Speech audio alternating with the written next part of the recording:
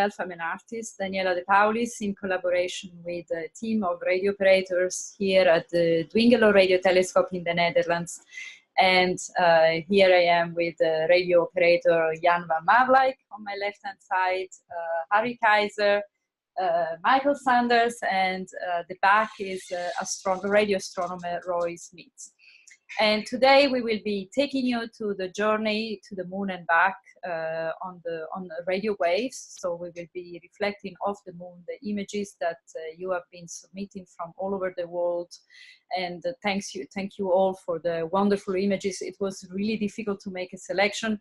The selection was based mostly on what we thought would be engaging for the show. So personal memories of people who experienced the moon landing or somehow have memories related to the moon landing, and also images like self-portrait or artwork. So it's always fantastic to see what every year people send for this particular performance from all around the world for the journey to the moon and back. And together with OPTIKS, we are also staging a historical performance by renowned experimental composer Pauline Oliveros, who is represented here by Carol Aioni, or Aione. And she will be playing some of the original music from the Echoes from the Moon performance, and she will tell a little bit about the history of this pivotal performance in the history of art. And also she will be playing some live music together with her collaborators that she will introduce later. And we will moon bounce some of the sounds in real time. So we will moon bounce the voices of people singing and reading poetry, and later towards the end of the show we will have a panel discussion with all of us. You are very welcome to ask questions, and we will be happy to answer them. So without further ado, we can start with moon bouncing the images of the moon. So we have 2 radio stations today collaborating in this.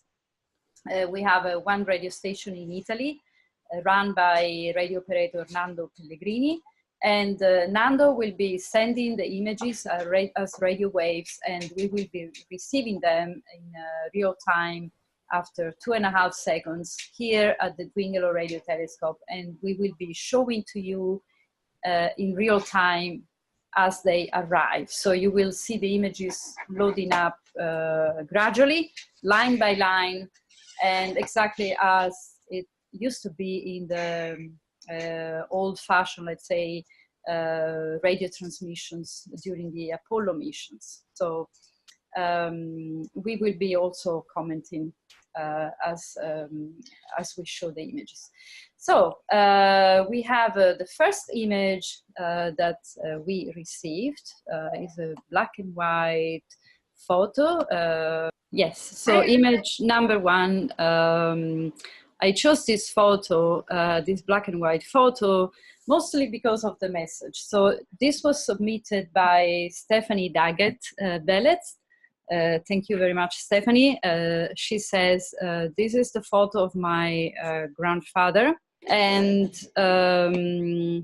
he was a Titan engineer at Lockheed Martin.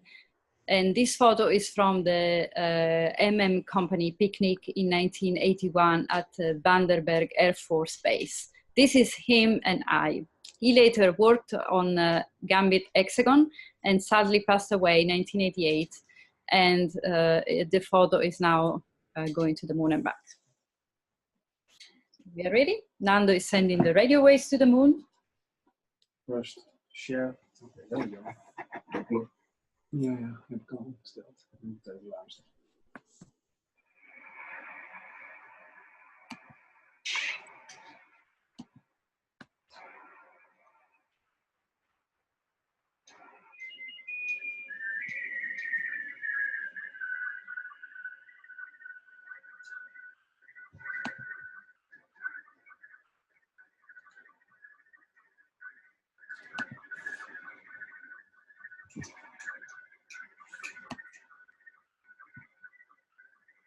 Okay, so the pixelation is the distortion of the radio waves as they return from the moon. So the distortion is caused, of course, by the great distance crossed by the radio waves, which is approximately 800,000 kilometers, the distance to the moon and back.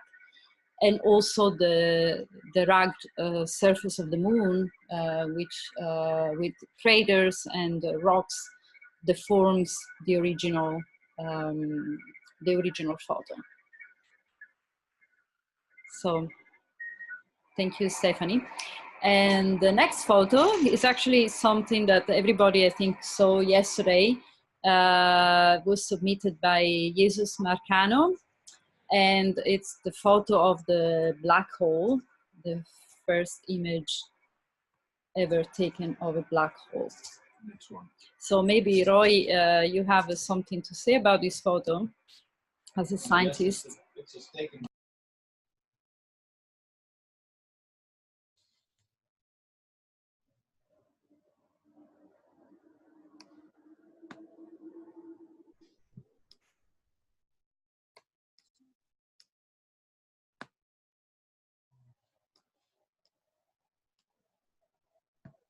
Didn't work this time. Okay, so. Okay, well, this is a beautiful picture of what people say is a black hole.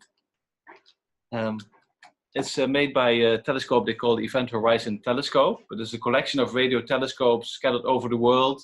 6 radio telescopes at extremely high frequency, which means that they can make very precise images of it. It's not actually a picture of a black hole because it's the area around the black hole that we're seeing. It's like a disk around the black hole, and there's radiation coming from that disk. And because of the huge gravity of the black hole, space around it is completely distorted, it's warped. And that means that the light that we're seeing doesn't come from the ring that we see around it. It actually comes from a ring that lies not head on, but more at a different angle around it. So what we're seeing is actually the distortion in space-time due to the gravity of that black hole. I think that's one of the fantastic things about it. Okay, thanks Roy Smith for the scientific comment on it. And we now are seeing the image returning from the moon.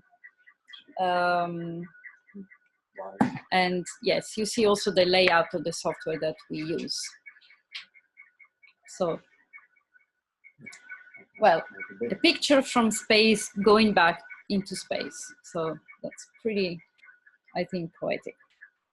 The black hole on the moon. And I'm sure this photo will also be quite popular on the internet.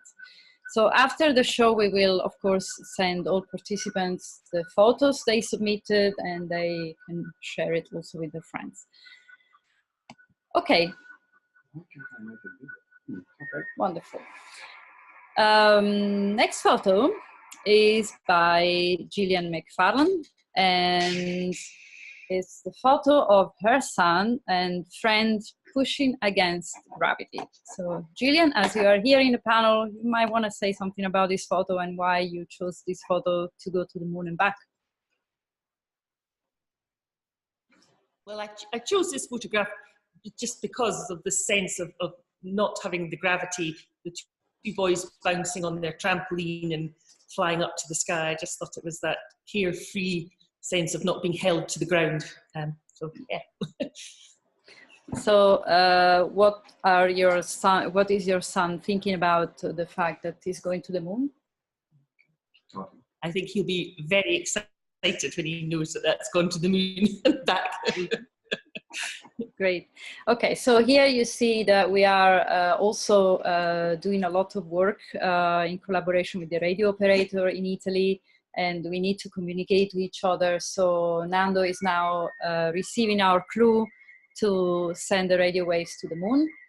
And I think we're gonna see this photo in a large screen. And I think this is gonna be very nice photo, as we have quite a lot of experience by now with these moon reflected images, and you can guess quite precisely how well a photo will result after such a long journey. So the shapes, the patterns are pretty much still visible.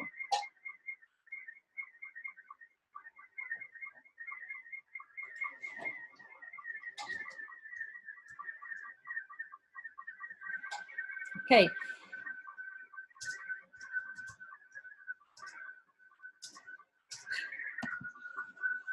It looks like, at least That's to me, lovely. It does look lovely. I think for me, somehow it looks more dynamic now with all the It does. shifting, and it makes the movement even more dynamic. So the signature of the moon. And the sense almost of waves. There's a sense of movement in gravitational waves almost around, you know, the sense of them moving through space is just beautiful. Absolutely. The next photo, actually we have a set of 3 photos that have been submitted by some amateur astronomers in from the Pokhara Astronomical Society, and led by Mahesh Thakuri in Tibet. So one of the things that we, as Astronomers Without Borders, we do is connecting with astronomy clubs all over the world, and they've been submitting many photos this year, and it's great how to see that astronomy brings people together, and also people from all age, all cultures. And Zoe, if you have the photo number 7, well, we are already proceeding with the moon reflected version, and maybe after we can show the original version.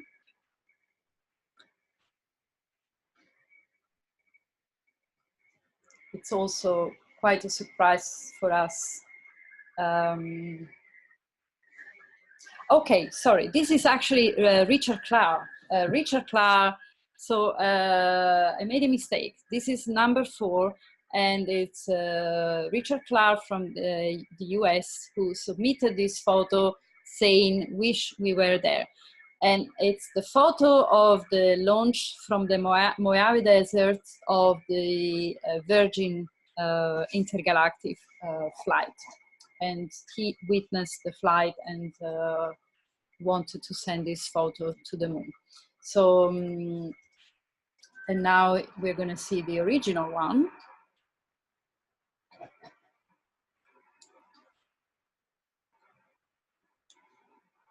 Yeah. Excellent. Okay. So we move on to the next one. This time it is indeed from the Pokhara Astronomical Society, submitted by Mahesh Thakuri. And yes, it's a photo about amateur astronomy. And yes, we're gonna see the original first. And we are now going to receive the moon reflected version.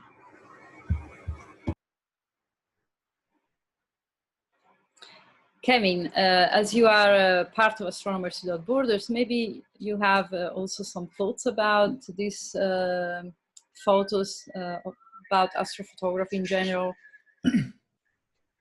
Well, I think it's just fantastic that we have the ability to do this, and to have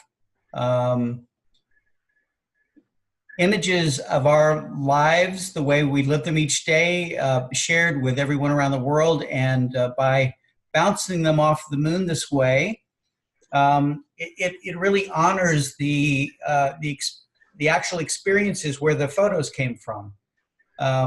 So these this group of people that we're looking at now, they shared an experience together, and now we're being able to share that experience even on a wider basis. It's really something. Yes, actually, thanks for pointing this out. As this is very much a performance that is made possible by a global network of people. Right. So this performance really, over the years, as I said, this is the 10th year in a row that we present this project as part of Astronomers Without Borders. And over the years, we really grew up our network, and by sharing these images around the world, we really established some new friendship and new contacts. Mm-hmm. So this photo, in fact, this moon reflected version is not the original photo that we showed earlier. It is still from the same astronomy club in Tibet, but this is another one. So you probably understood that it's not the one we showed before. So I think maybe Zoe, if you have this original photo, it would be great to see what it looked like before we sent it to the moon.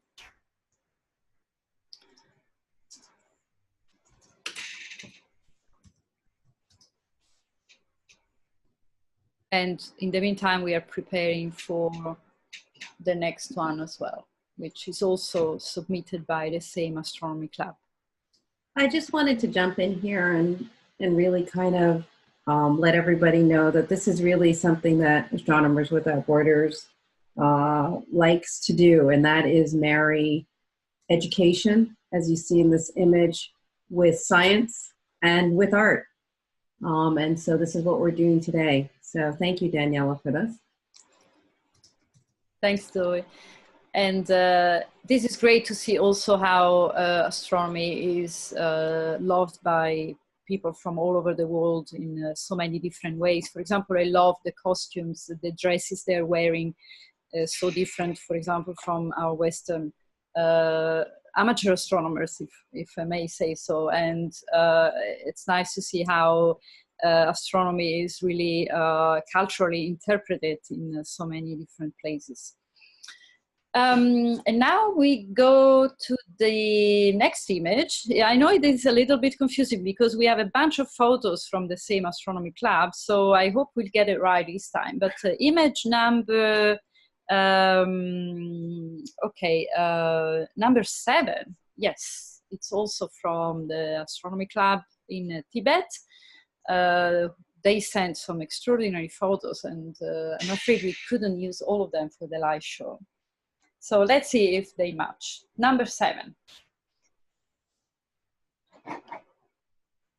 That's it. And now we try and see if the one we received from the moon is matching with the number 7 we have at the other side, at the other radio station, which ideally will.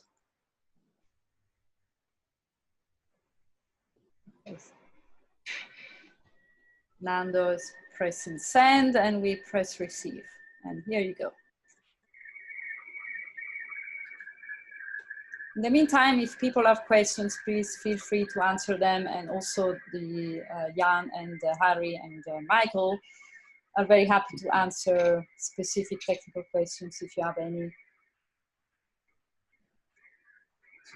I think not exactly that one, but anyway, we have a bit of a mismatch. Okay, so this is a great photo, which is sent by Ione, who is also here in the panel.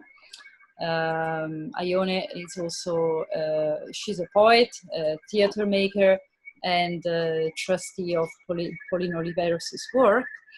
And this is the photo of her son, Alessandro Bovoso, born on March 11, 1969. Thank you, Zoe. So also 50th anniversary of his birth.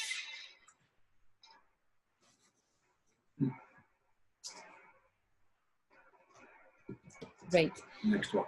Okay, so let's try the next one in the sequence. First the bounced one. First, the original one, if possible, and then the bounced version, the moon reflected version. Which one would that be, Daniela? Number 7, I guess.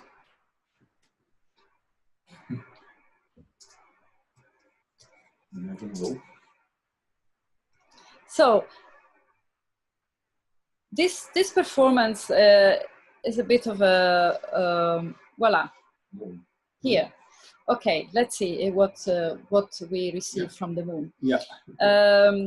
This reflection of the moon reminds me a lot of a novel by a novelist I'm particularly interested in, Italo Calvino, who probably is familiar to some of our listeners. And in one of his novels called The Distance of the Moon, Italo Calvino imagines that objects are falling off the moon's surface onto Earth. So to me, this is what these images feel a little bit like.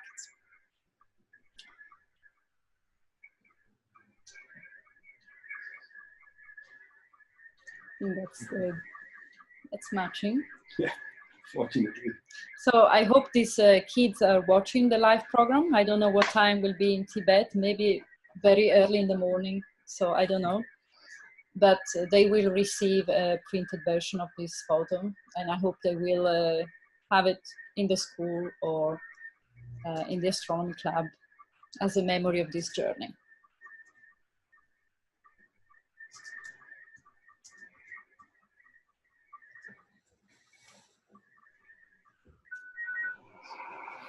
Okay, this came quite well, actually. Yeah. And the next one, Zoe, is number 8, also from the Astronomical Society.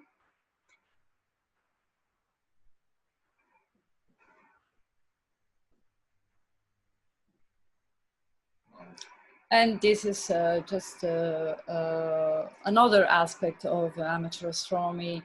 It, of course, or astronomy in general, entails watching the night sky and for a long period of time in order to achieve the precision of these photos of these beautiful night skies. We're receiving the live image as we speak. We had a few of these fantastic photos of the night sky, and I hope I'll be able to show you the moon reflected version in a few minutes, if we have enough time to do so.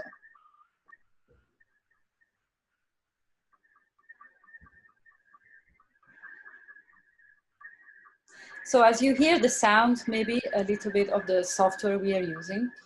As I mentioned earlier, it's the digital version of an old system used initially by NASA for early space missions. And it's called slow scan television. And it allows receiving these images just like a fax machine. And this system was used in the analog version by NASA to receive a video connection with the astronauts during the flight that led eventually to the Apollo 11. Excellent. I think this is a fantastic result. Absolutely. So the moon is really on our side today. It's an optimal position, which doesn't happen very often. We have to always carefully plan this event in order to have the moon at the right position, at the right height in the sky, in order to be visible for both stations on Earth.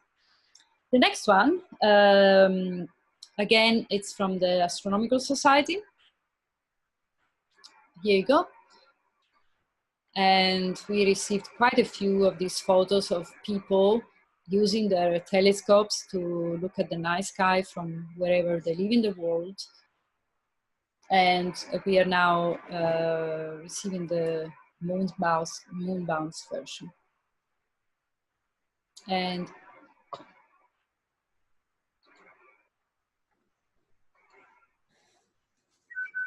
there you go.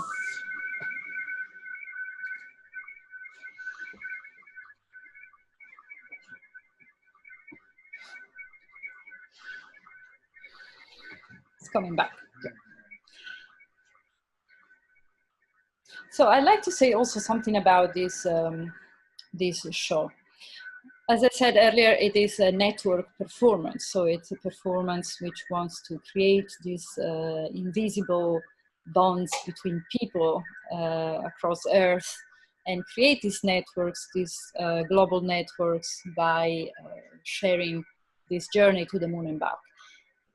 It is also a form of mail art. So mail art is an art movement for which people exchange postcards, again, from all over the world. And it's a very playful art form. And I think this performance is somehow a form of mail art as well. And we have the last 3 images. One, the number 10, I think we are at number 10 now, submitted by Shagun Yain. I hope I'm pronouncing the name correctly. I think this is a wonderful photo of 2 friends that want to go to the moon. And now we're about to see the moon reflected version.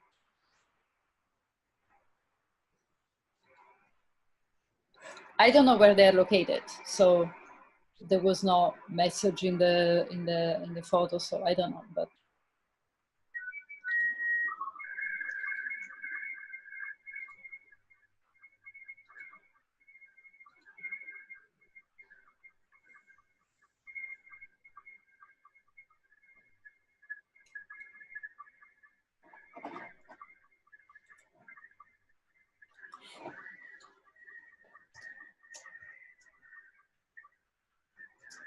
to me, these images are very interesting because as we are so used to see more and more perfect images, somehow discovering the beauty of these images that are highly corrupted, highly pixelated, and yet quite captivating because of the way they've been made.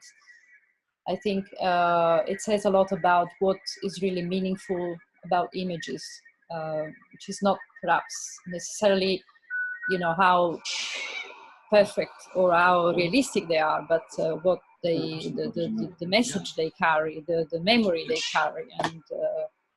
And so I think this is quite a poetic aspect, for me at least, in these moonbounced photos. We have another photo by the number 11, I think, Kushal Kumar Potula. Again, I don't know the location. We're gonna see now the original photo.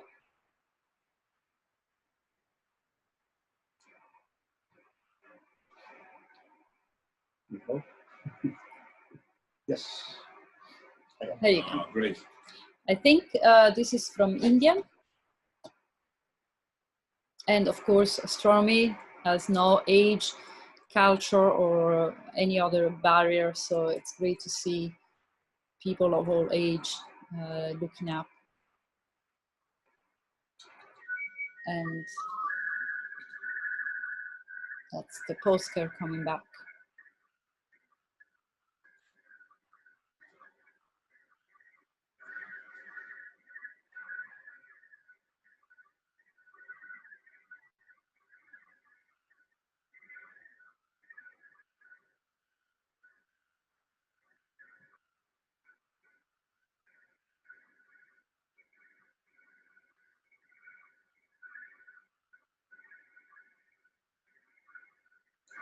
So the slight shift you see happening in the image is the compensation for the Doppler shift.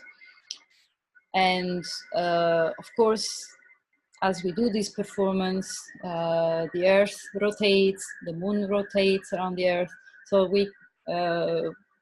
we have to adjust for that. And the radio operators have to fine tune the equipment so that we can keep receiving these radio waves as we all move globally, cosmically. And finally, the last one, actually this was submitted by myself. I couldn't resist sending a photo, a black and white photo of Armstrong setting his foot on the moon. And this photo actually is already an image received by slow-scan television. So this is the second time it goes to the moon and back. And we'll see how it will return.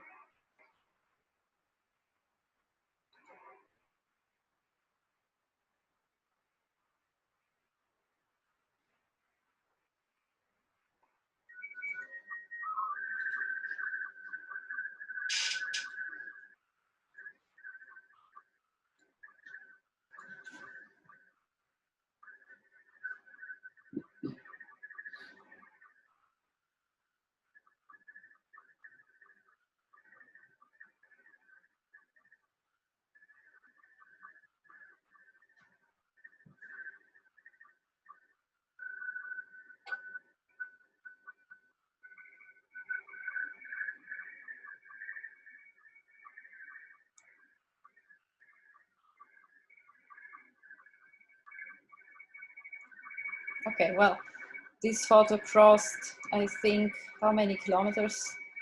1,200,000 kilometers, right? So it was transmitted from the moon once by slow-scan television. And then this time we sent it to the moon and back, adding another 800,000 kilometers. And it's a small picture for man, but a giant picture for mankind. Absolutely. So, well, it's still somewhat visible after such a long journey. Yeah, So, yeah. yes, okay. Great. So a bit of history also of space technology, and to complete our celebration of the 50th anniversary of the moon landing. And at this point, I think we can gradually move on to the second part of the performance with Ione. In the meantime, we take a few minutes to show you some of the other images that we moon-bounced earlier today during the test that unfortunately we cannot present here yet because, well, it's just we have to limit the show to about 10 images. And I would like to show some of the photos. Okay, my desktop it's quite filled with photos at the moment. So, okay, let's see if this works.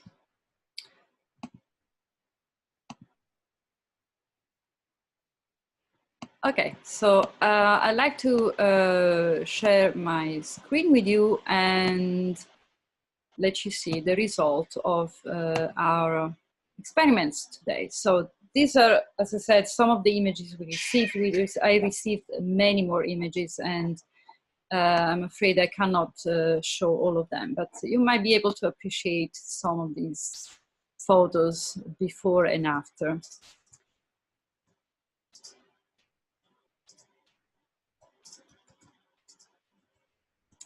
So again, a very different interpretation of what people like to send to the moon.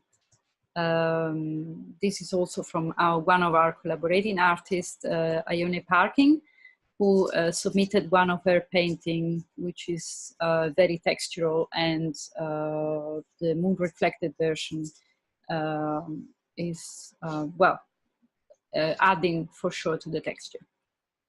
And thank you all for sending us your photos. So Ione, I think it would be great to start with your performance, with the reenactment of Echoes from the Moon, and maybe you would like to tell us a little bit about this historical performance, which, as far as I know, was the very first event in art where the moonbounce technology was used. Yes, well, there's more than one performance. First of all, I just want to say how extraordinary and beautiful these images are, strange and wonderful, and so much in the spirit of what Pauline Oliveras has had in mind in terms of connecting to the moon. She was born in May 32 and made her transition in 2016. For those who don't know, she's an American composer, accordionist, and a central figure in music of contemporary music, composer and development of experimental music and electronic art music. So very much interested in community. Echoes in the Moon was first done in 1987 with a ham radio operator, Dave Olean. She and he were there in Maine, and she sent her sound with his assistance to the moon, and it came back. And then she performed in 1996. Actually, prior to that, in '87, she also had performed to a large audience in California. Scott Gresham Lancaster was really of great assistance always throughout this planning.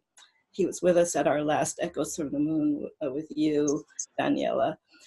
So Echoes from the Moon with this large audience in Hayward was quite extraordinary. People were able to come up in the night and send their voices to the moon and to hear them coming back. It happened during the lunar eclipse, actually, so that was pretty wild. The one that I was involved with was in 1999, in which we did a performance, and I sent my text to the moon, and I will give you some of that text, that poem today. This was a very important thing to have happen so that people could actually feel the closeness of the moon. And Daniela, you and all of you are continuing this beautiful tradition. Today, I have brought along special colleagues of Pauline. We are kind of an inner circle of Pauline's life, very much connected to her music and to her instruments. So, so we have some of the instruments that Pauline plays, and I'm going to introduce them in a moment as we begin to do a little performance for you. Prior to that, listen now to Pauline's, a little taste of Pauline's music, Going to the Moon, okay?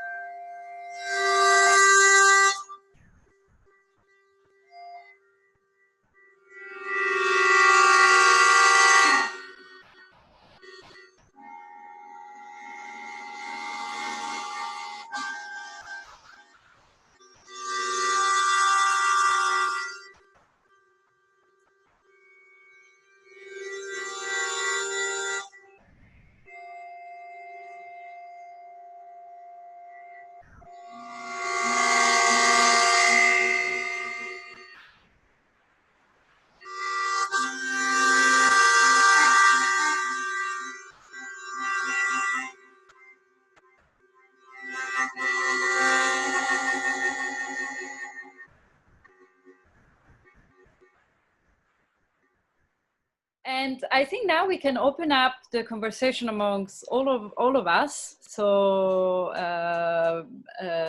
Roy also has a moon image to talk about that will introduce our panel conversation, let's say. Roy, the floor is yours. Yeah, sure. Do you have the image? Yes. So we see the image. It was taken by a Chinese satellite called Lungchang 2. We see it. I don't see the image yet.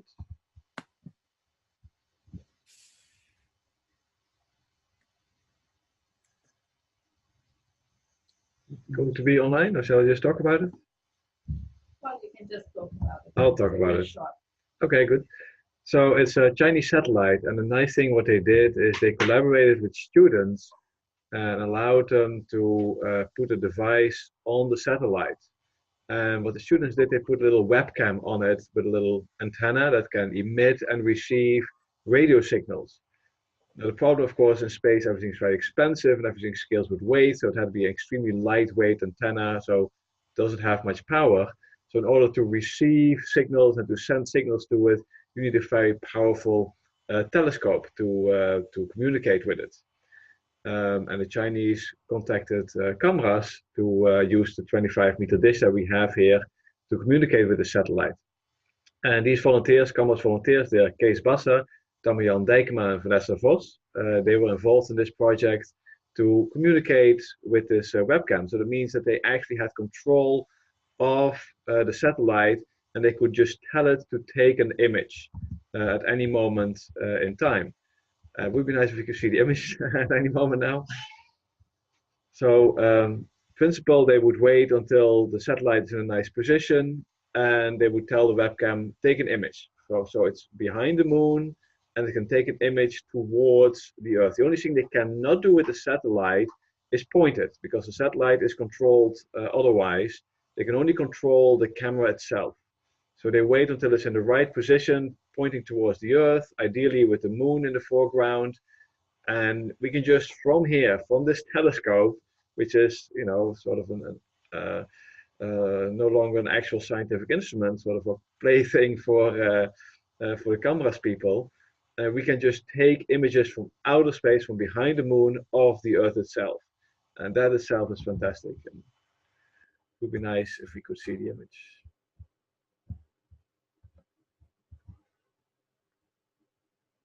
There we go. Excellent. Yeah, so this is one of the first images I took, and it took them a long time. I think to download one image takes about 20 minutes, so it's much more than a moon-bounced image, what we do here. And you see part of the backside of the moon. That's actually the part of the moon we never get to see on Earth, because the moon always points with the same direction towards the Earth. We always see the same side. So now, having the satellite behind the moon, we can see the backside of the moon, and at the same time we can see the Earth in this picture as well. And that's wonderful. It has some explanation on those images of what exactly, what parts of the moon we're looking at.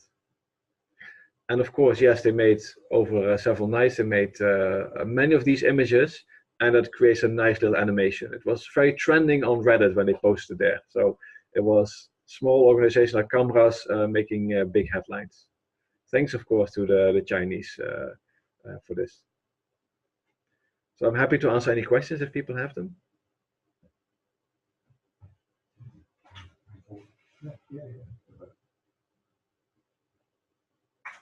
Yeah, that's the most recent image they took. This is from earlier this year. And that's, of course, when the satellite is a bit further away, and we can see the whole moon in the image alongside with the Earth. And it's one of the few images where you see the moon bigger than the Earth.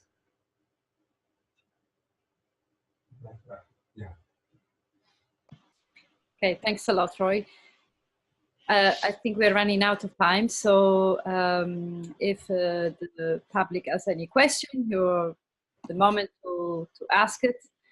And for now, I would like to thank the wonderful team of cameras.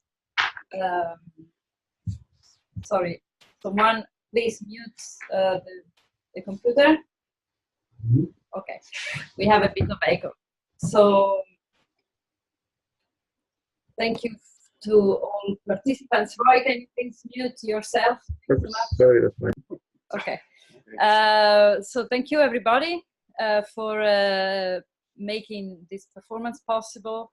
And thank you to the wonderful performer who played music live. I think this is quite an exceptional performance, because together with playing live different instruments from different locations on Earth, through the internet, and also having moon reflected sounds at the same time, I think it's quite unique. And there were some technical glitches, but that's only normal considering the cosmic scale we are working on. And also I would like to thank Gillian in the UK. And Gillian, we have very little time, and I would like you to also talk a little bit about your work now before we wrap up. And we are a little bit late, so but please please introduce your work and the way you combine art and science as well. Thank you, Daniela. So I'm part of a project. I'm one of the artist leads on the project called Creativity and Curiosity. We currently have an exhibition on in Leicester, and we're coming over to and we're interested in conversations between artists and astronomers. Loz here is also one of the artists based at Studio Name in Leicester, which is a studio complex that we're working from here today. I don't know if Loz, if you'd like to say something. So yeah, I paint space. So one of the images that you showed earlier was one of my paintings.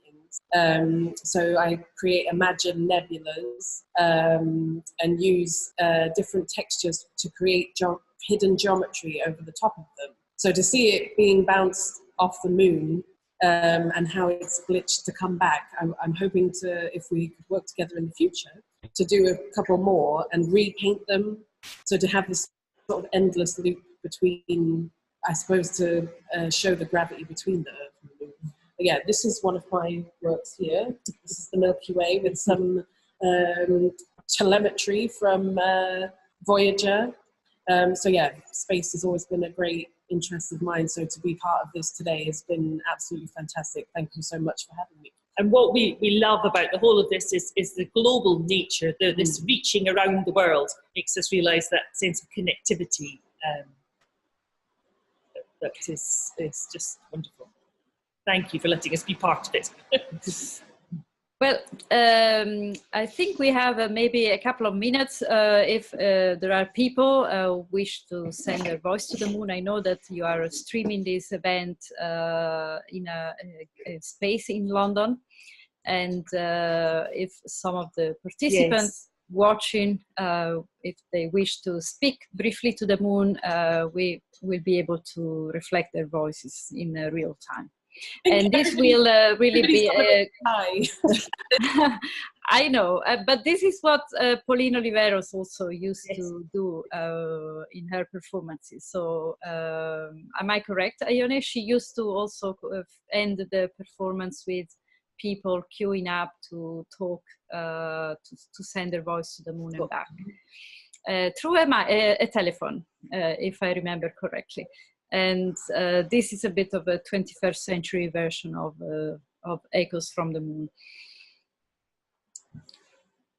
Yes, Pauline would be absolutely delighted with that part. That is extremely important to her, the community aspect, the world community aspect. So we're doing it, and you're doing it, Daniela, and your wonderful colleagues. It's very heartening.